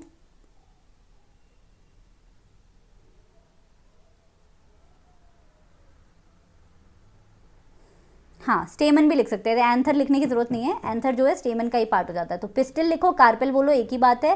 pistil and carpel is female reproductive part, stamen is male reproductive part. बच्चा जब एक फूल में एक पिस्टिल होता है तो उसे सिर्फ पिस्टिल बोला जाता है, जब बहुत सारा गुच्छा ऑफ पिस्टिल होता है तो उसे तुम जाइनोशियम बोलते हो। सिमिलरली अगर एक ही स्टेमन होता है तो उसे स्टेमन बोला जाता है, अगर बहुत सारा गुच्छा ऑफ स्टेमन होता है तो उसे एंड्रोशियम बोलते हो। क्वेश्चन में आंसर में दोनों ही लिखोगे, पिस्टिल या स्टेमन या एंड्रोशियम या जाइनोशियम, दोनों ही आपके सही माने जाएंगे। चलो नेक्स्ट क्वेश्चन इज विल्लई क्या होता है और विल्लई क्या फंक्शन परफॉर्म करते हैं। तो विल्लई क्या होते हैं, small small finger like projection होते हैं जो स्मॉल इंटेस्टाइन में इस तरीके से प्रेजेंट होते हैं, इन्हें विल्लई बोला जाता है। इनके दो मेन फंक्शन है, एक है सरफेस एरिया बढ़ाना, like I said surface area पे डिपेंड करता है आपका कि किस तरीके से होगी डिफ्यूजन। बच्चा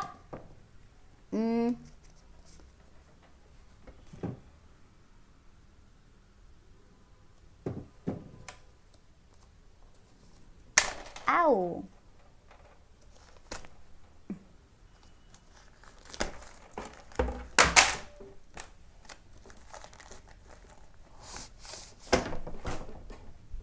एक सेकेंड देना।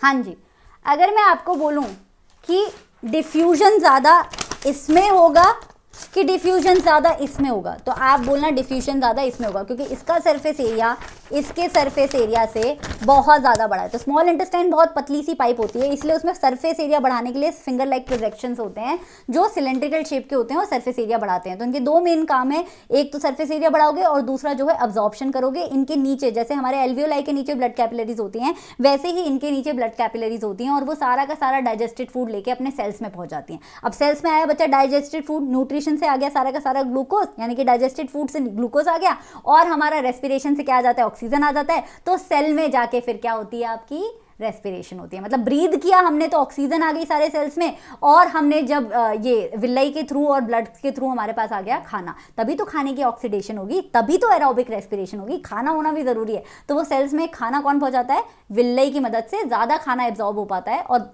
सेल्स तक पहुंच पाता है। Next question, Name the group of the organisms which form in the first tropic level of all the food chain. Why are they called so? तो पहला, कोई भी फूड चेन चालू नहीं हो सकती अगर पहले लेवल पे हमारे क्या नहीं होंगे, प्राइमरी प्रोड्यूसर्स नहीं होंगे। प्राइमरी बोलो या प्रोड्यूसर बोलो एक ही बात है। सो फर्स्ट लेवल पे वी हैव बच्चा प्रोड्यूसर्स, और प्रोड्यूसर्स कौन होते हैं, प्रोड्यूसर्स होते हैं आपके प्लांट्स, राइट। और उन्हें प्रोड्यूसर क्यों बोला जाता है, क्योंकि वो अपना खाना खुद सिंथेसाइज करते हैं फोटोसिंथेसिस से, इनऑर्गेनिक सब्सटेंसेस को यूज करके, कार्बन डाइऑक्साइड एंड वाटर को यूज करके सनलाइट की प्रेजेंस में खुद का खाना बनाते हैं, ग्लूकोज एंड ऑक्सीजन। ठीक है, next question, why are human beings most adversely affected by biomagnification. तो यहाँ पे मैं आंसर दे रही हूँ, पहला वाला का तो आंसर दे दिया मैंने बच्चा। बायोमैग्निफिकेशन एक प्रोग्रेसिव एक्यूमुलेशन होता है। प्रोग्रेसिव एक्यूमुलेशन का मतलब जैसे जैसे हम फूड चेन में आगे बढ़ते जाते हैं, बड़े बड़े ट्रॉपिक लेवल पे जाते जाते हैं, वैसे वैसे ज़्यादा बायोमैग्निफिकेशन होता जाता है। फॉर एग्जांपल, छोटा सा एग्जांपल है, मान लो भिंडी की खेती कर रहे हो आप, और भिंडी की खेती पे आप पेस्टिसाइड डाल रहे हो, ठीक है। तो एक भिंडी पे कितना, एक भिंडी के पौधे पे मान लो 10 भिंडियाँ लगी हैं। तो अगर एक पौधे लेवल पे देखोगे, एक पौधा क्या है, प्रोड्यूसर है, तो ट्रॉपिक लेवल नंबर 1, अगर उस ट्रॉपिक लेवल नंबर 1 पे देखोगे तो भिंडी 10 ही लगी है उसमें, तो उसमें पेस्टिसाइड कम है। लेकिन एक खरगोश, अगर खरगोश की बॉडी के अंदर देखोगे तो एक खरगोश अपनी लाइफ टाइम में बहुत सारी भिंडी खा लेगा, बहुत सारी भिंडी खा लेगा, और सब में पेस्टिसाइड है, तो उसकी बॉडी में पेस्टिसाइड का कॉन्सेंट्रेशन ज्यादा है। अब मान लो कोई शेर है जो खरगोश खा रहा है, तो शेर अपनी लाइफ में बहुत सारे खरगोश खाएगा, तो शेर की बॉडी में उस पेस्टिसाइड की कॉन्सेंट्रेशन और ज्यादा है। तो कहने का मतलब ये है कि जब केमिकल का कॉन्सेंट्रेशन, क्योंकि हम जैसे जैसे ट्रॉपिक लेवल पे जाते जाते हैं वैसे वैसे consumption of the lower level organism बढ़ता जाता है, इसीलिए प्रोग्रेसिव एक्यूमुलेशन होता है बायोमैग्निफिकेशन। अच्छे से पढ़ो, समझ आ जाएगा। Human beings are most adversely affected by biomagnification, क्योंकि human beings mostly top of the food chain पाए जाते हैं। ऐसा नहीं है कि ह्यूमन बींग्स को एनिमल्स मार नहीं सकते, लेकिन यूजुअली हर फूड चेन में सबसे ऊपर पाए जाते हैं ह्यूमन बींग्स। और क्योंकि हर ट्रॉपिक लेवल पे केमिकल का कॉन्सेंट्रेशन बढ़ रहा है, भिंडी वाला एग्जाम्पल याद रखो, तो सबसे ऊपर जाते जाते तो ऑब्वियसली बहुत ज्यादा केमिकल आएगा बॉडी में, and that is why human beings have more biomagnification. Then third question is बच्चा, state one ill effect of the absence of decomposers from a natural ecosystem. Decomposer क्या करते हैं? Dead and decaying organic matter को inorganic substances में convert करते हैं। तो अगर डीकम्पोजर्स नहीं होंगे तो एनवायरनमेंट जो है साफ नहीं रह पाएगा, एनवायरनमेंट का सारा ऑर्गेनिक मैटर इधर उधर बिखरा रहेगा, इतने सारे एनिमल्स मरते हैं, इतने सारी डेथ्स होती हैं, वो इतने सारे प्लांट्स सड़ रहे होते हैं, वो कभी डीकम्पोज ही नहीं हो पाएंगे, पूरा का पूरा एनवायरनमेंट कचरे के डब्बे की तरह लगेगा, राइट। तो कभी भी ऑर्गेनिक मैटर रिसाइकल नहीं हो पाएगा और इनऑर्गेनिक सब्सटेंसेस में कन्वर्ट नहीं हो पाएगा, और ये नेचुरल रिसाइकलिंग जो है और एनवायरनमेंट को क्लीन रखने की जो प्रक्रिया है, जो दोनों काम डीकम्पोजर करते हैं, वो नहीं हो पाएंगे, ठीक है। Next question, the ovule later develops into what and ovary develops into what. तो ओव्यूल के अंदर होता है बच्चा डबल फर्टिलाइजेशन, और ओव्यूल होता है ओवेरी के अंदर। डबल फर्टिलाइजेशन हो रहा है, जायगोट बन रहा है ओव्यूल में। जायगोट क्या है? जायगोट ही बाद में जाके क्या बनेगा? बीज बनेगा, सीड बनेगा, है ना। तो सीड के सॉरी जायगोट ही बाद में जाके एम्ब्रियो बनेगा, और एम्ब्रियो किसके अंदर होगा? सीड के अंदर होगा। भाई मिट्टी में तो सीड डालते हो ना, बीज डालते हो मिट्टी में, तो ओव्यूल बाद में जाके बनता है सीड बच्चा, और ओवेरी जाके बनती है फ्रूट। फ्रूट के अंदर सीड होता है ना, एप्पल खाते हो उसके अंदर बीज होता है, पपाया खाते हो उसके अंदर बीज होता है, बीज के अंदर तो फ्रूट नहीं होता है। तो ओव्यूल बनता है बीज, बीज के अंदर होता है एम्ब्रियो, और ये पूरा का पूरा मामला होता है आपका फ्रूट के अंदर। Next question, case based question है बच्चा, 2018 में आया था। The mechanism by which the sex of an individual is determined is called as sex determination. Human beings में क्या होता है कि एक बच्चे का जो सेक्स है वो जेनेटिकली डिटरमाइन होता है, लेकिन बाकी ऑर्गेनिज्म में ऐसा नहीं होता। ह्यूमन बींग्स के अंदर 46 क्रोमोसोम्स होते हैं, यानी कि 23 पेयर ऑफ क्रोमोसोम होते हैं, जिसमें से 44 यानी कि 22 पेयर्स जो होते हैं वो बॉडी के कैरेक्टरिस्टिक को डिफाइन करते हैं, और जो 2 क्रोमोसोम होते हैं, यानी कि जो एक पेयर ऑफ क्रोमोसोम होता है, या तो XY या तो XX, है ना, एक पेयर ऑफ क्रोमोसोम जो होता है वो सेक्स क्रोमोसोम कहलाता है। ये जो सेक्स क्रोमोसोम होते हैं ये 2 टाइप के होते हैं, या तो X होगा क्रोमोसोम या तो Y होगा क्रोमोसोम। जब फर्टिलाइजेशन हो रहा है तो डिपेंडिंग अपॉन कि मेल गमीट, किस मेल गमीट ने फीमेल गमीट को फ्यूज किया है, उस पे बच्चे का जन्म जो है डिपेंडेंट होता है, ठीक है। ये आपको केस दे रखा है। केस बेस्ड क्वेश्चन नंबर 1 कह रहा है कि if the gametes always have half the number of chromosome, then how is the original number of chromosome restored in the organism. Very very important question. Question कह रहा है कि अगर gametes में हमेशा क्रोमोसोम का नंबर आधा हो जाता है, तो फिर एक ऑर्गेनिज्म की बॉडी में क्रोमोसोम का नंबर ओरिजिनली कैसे रहता है। इसका आंसर क्या है बच्चा? That sexual mode of reproduction में, सेक्सुअल मोड ऑफ रिप्रोडक्शन में, यहां करवा देती हूं, सेक्सुअल रिप्रोडक्शन में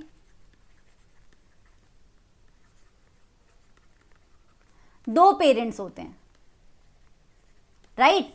2 पेरेंट्स में each parent has half the number of chromosome, each gamete from each parent. Her parent से जो एक गमीट आ रहा है उसमें क्या है? हाफ नंबर ऑफ क्रोमोसोम है। आफ्टर फर्टिलाइजेशन, जब जाइगोट बनता है, व्हेन जाइगोट इज फॉर्म्ड,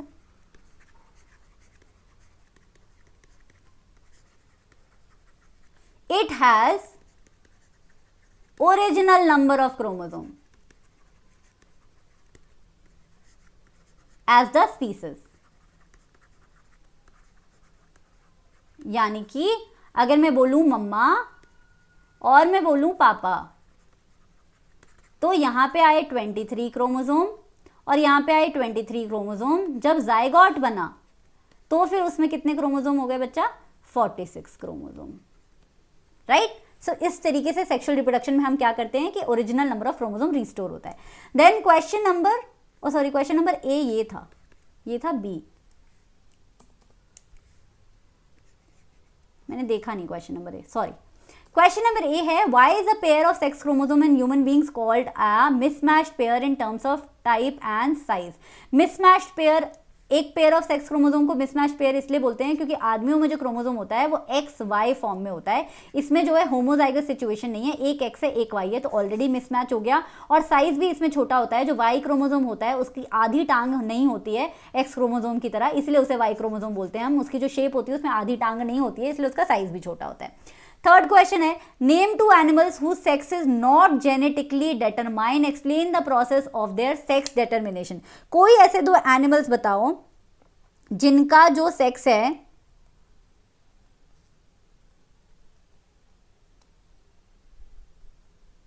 वो जेनेटिकली डिटरमाइन नहीं होता है, जैसे कि ह्यूमन बींग्स में है।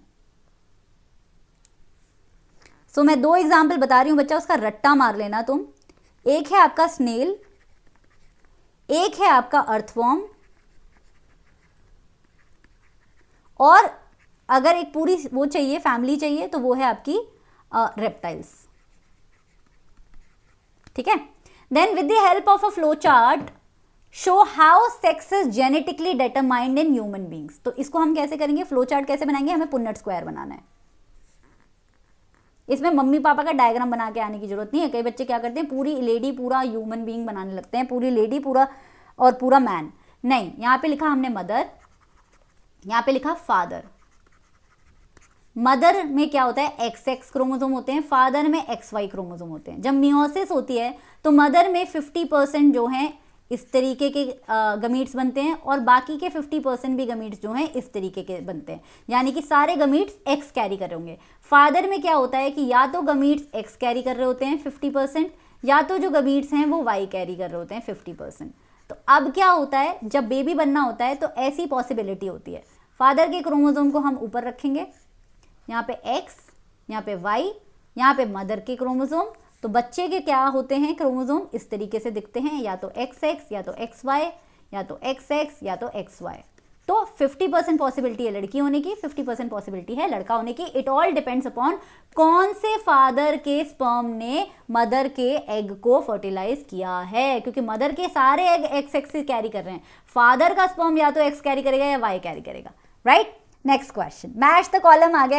यहाँ पे कुछ लिखी हुई हैं आपकी वर्ड्स और उनकी लिखी हुई है डेफिनेशन, आपको मैच करने हैं। मैं हमेशा कहती हूँ कि सबसे पहले ऑप्शंस मत देखो, खुद के ऑप्शन पहले खुद बनाओ। ए बी सी डी आपने यहाँ पे लिख दिया। न्यूट्रिशन क्या होता है बच्चा, ऐसा प्रोसेस जिससे तुम खाने से एनर्जी डिराइव करते हो, तो यहाँ पे दिख रहा है कहीं the process of obtaining food, ठीक है, ये हो गया 3।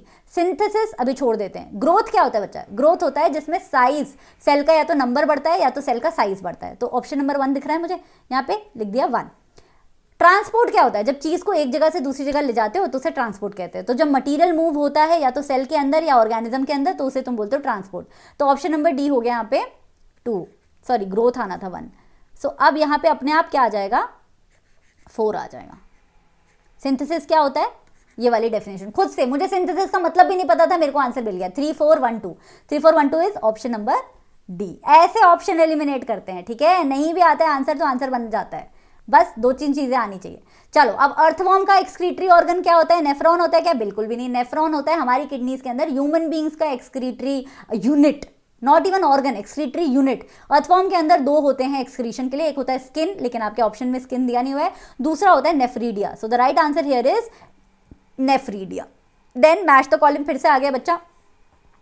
पॉलन ट्यूब की जो ग्रोथ होती है ओव्यूल की तरफ, ओव्यूल में क्या है कुछ केमिकल्स होते हैं, तभी पॉलन ट्यूब जो है ओव्यूल की तरफ भगता हुआ जाता है। तो केमिकल के लिए जब ग्रोथ होती है, केमिकल एज अ स्टिमुलस पे जब ग्रोथ होती है तो उसे बोला जाता है कीमोट्रॉपिक मूवमेंट। तो यहाँ पे अगर मैं लिखूंगी 1 2 3 4 तो 1 के नीचे आएगा ऑप्शन नंबर ये कॉलम नंबर बी का B part. Growth of shoot system, shoot system क्या करता है, किसकी तरफ बढ़ता है बच्चा, सन की तरफ बढ़ता है। तो सन की तरफ बढ़ना इज फोटोट्रॉपिक मूवमेंट, है ना। तो हम यहाँ पे लिखेंगे phototropic is C. Growth of root system, root system क्या करता है, या तो आप बोल सकते हो ग्रेविटी की तरफ बढ़ता है या फिर आप बोल सकते हो कि पानी की तरफ बढ़ता है। तो यहाँ पे दोनों ही ऑप्शन दिए हुए हैं, तो अभी थोड़ा थमते हैं हम, थोड़ा थमते हैं, हमें पता नहीं इसका आंसर हमें कौन सा वाला करना है। पहले हम 4 का देख लेते हैं। Growth towards the water, growth towards the water को क्या बोलते हैं बच्चा? हाइड्रोट्रॉफिक बोलते हैं। जब पानी की तरफ कोई चीज बढ़ेगी तो हाइड्रोट्रॉफिक मूवमेंट बोलते हैं। तो यहाँ पे आ गया ई। अब हमारे पास ऑप्शन नंबर 3 के लिए क्या क्या आंसर थे? या तो ग्रेविटोट्रॉपिक था या तो ग्रोथ हाइड्रोट्रॉपिक था। तो हाइड्रोट्रॉपिक तो आपका 4 का आंसर हो गया। तो हम यहाँ पे क्या लिखेंगे? Gravitotropic, option number A. So BCAE, BCAE, BCAE, this is your answer, right? Option number B.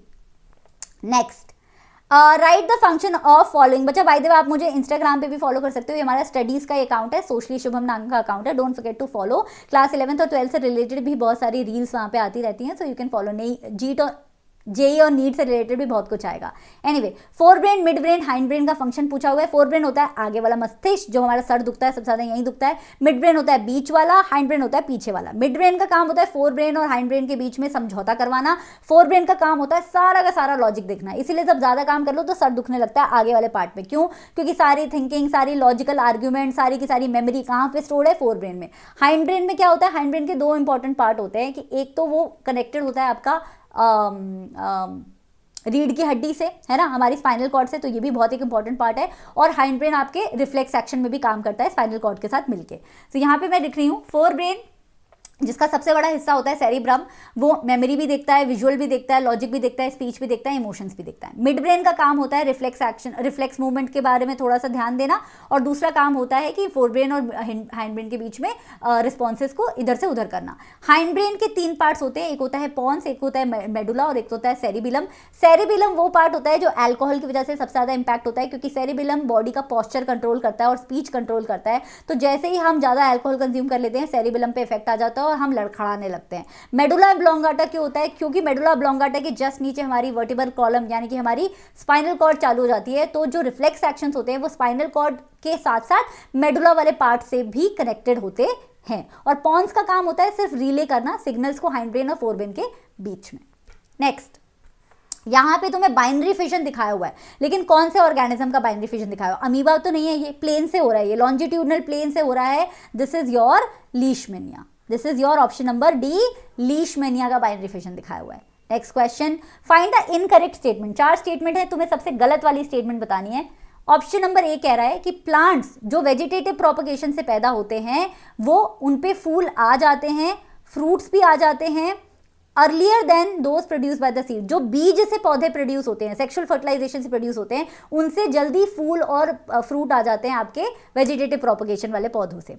Option number B कह रहा है कि वेजिटेटिव प्रोपगेशन जो होती है can be used with plants with seed. जिन प्लांट्स में सीड्स होते हैं उन्हीं प्लांट्स के लिए सिर्फ वेजिटेटिव प्रोपगेशन हो सकती है, बाकियों के लिए नहीं हो सकती। ऑप्शन नंबर डी कह रहा है in vegetative propagation all plants produced are genetically similar enough to the parent. Definitely ये बिल्कुल सही बात है, ऑप्शन नंबर डी करेक्ट है। ऑप्शन नंबर बी जो है कंप्लीटली इनकरेक्ट है। I am not sure about option number A, so I am confuse between option number B and C. मैं आपको देख के कमेंट्स में एक बार बता दूंगी। आपको भी अगर इसका आंसर अच्छे से पता है, बिल्कुल कॉन्फिडेंट होके, तो मुझे एक बार कॉमेंट्स में बता देना। I am very confident it should be option number C, but फिर भी मैं एक बार कंफर्म करके आपको कॉमेंट्स में बता दूंगी। Next, answer the following. Endocrine glands कौन से होते हैं? बी पार्ट पूछ रहा है कि खाने में नमक, आयोडीन वाला नमक होना क्यों जरूरी है। तीसरा पूछ रहा है कौन सा ग्लैंड है जो ग्रोथ हार्मोन सीक्रेट करता है। तो भैया एंडोक्राइन ग्लैंड, 2 तरीके के ग्लैंड होते हैं, एक्सोक्राइन, एंडोक्राइन। जो ग्लैंड डायरेक्टली अपने केमिकल्स को ब्लड में छोड़ देते हैं उसे बोला जाता है आपके एंडोक्राइन ग्लैंड, और जो ग्लैंड्स अपने सिक्रीशंस को डायरेक्टली ब्लड में नहीं छोड़ते हैं उसे बोला जाता है एक्सोक्राइन ग्लैंड। तो एंडोक्राइन, एंडो का मतलब in the blood, directly into the blood. So the glands that secrete their products और their hormones directly into the blood stream are known as endocrine gland. For example testosterone, ovaries, ये सारे क्या है? Endocrine glands. अब second part का answer है कि iodine होना इसलिए जरूरी है क्योंकि आयोडीन जरूरी होता है हमारी बॉडी में थायरॉक्सिन के प्रोडक्शन के लिए। अगर थायरॉक्सिन प्रोड्यूस नहीं होगा, थायराइड ग्लैंड थायरॉक्सिन प्रोड्यूस नहीं करेगा, तो बॉडी में हो जाएगी थायरॉक्सिन की कमी। अगर थायरॉक्सिन की बहुत ज़्यादा कमी हो जाए तो फिर गॉइटर होने की पॉसिबिलिटी हो जाती है। मतलब थायरॉक्सिन का अगर इम्बैलेंस हुआ तो गॉइटर की प्रॉब्लम आ जाती है, बॉडी का मेटाबॉलिज्म बिगड़ जाता है, डाइजेशन से लेकर रेस्पिरेशन तक बहुत सारी चीज़ें इफेक्ट हो जाती हैं।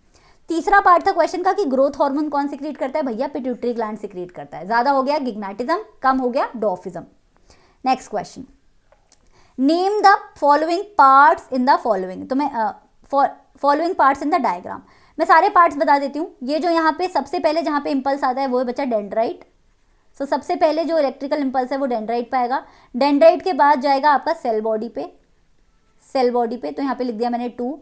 सेल बॉडी के अंदर ये न्यूक्लियस है बच्चा और साइटोप्लाज्म है। फिर जाएगा आपका एक्सॉन पे, जो लंबा सा है, this is axon, this is part number 3। Axon के ऊपर कभी कभी एक प्रोटीन की शीट होती है जिसे बोला जाता है माइलिन शीट, तो this is your myelin sheath. और उसके बाद जाएगा नर्व एंडिंग पे, this is your nerve ending, this is your 4। फिर जाएगा साइनैप्स में और फिर से ये प्रोसेस शुरू हो जाएगा दूसरे न्यूरॉन में। सो दिस वॉज इट बच्चा। आई होप आज का लेक्चर आपको अच्छा लगा हो। मैं एक होमवर्क क्वेश्चन दे रही हूँ, उस होमवर्क क्वेश्चन का मुझे आंसर जो है आपको कमेंट्स में ज़रूर देना है। It is very very important. You have to tell me the difference between bolus and chyme. Homework question is the difference between bolus and chyme. साथ में बाइल का फंक्शन भी पढ़ लेना, बहुत इंपॉर्टेंट है, कई बार बोर्ड एग्जाम में पूछा गया है। ठीक है, तो I will see you next time. Don't forget to subscribe. और एसएसटी के लिए धमाकेदार वीडियोस आने वाली हैं। All the best for your exam. Chemistry और फिजिक्स की भी 30 मोस्ट इंपॉर्टेंट क्वेश्चन जरूर देख लेना। मैं डिस्क्रिप्शन बॉक्स में लिंक दे दूंगी। Bye bye and tata and take care.